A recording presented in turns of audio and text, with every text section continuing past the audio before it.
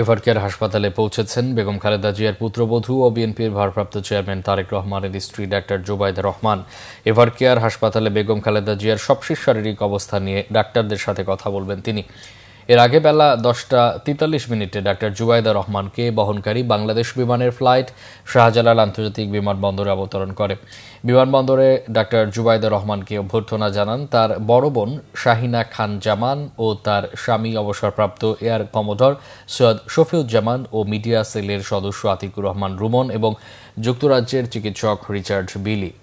সেখানে বেগম খালেদা জিয়ার সবশেষ শারীরিক অবস্থা নিয়ে ডাক্তারদের সাথে বৈঠক করবেন ডাক্তার জুবাইদা রহমান। লন্ডনের হিথ্রো বিমানবন্দর থেকে স্থানীয় সময় বৃহস্পতিবার সন্ধ্যা 7:15টার দিকে বিমান বাংলাদেশের একটি ফ্লাইটে ঢাকার উদ্দেশ্যে যাত্রা করবেন ডাক্তার জুবাইদা।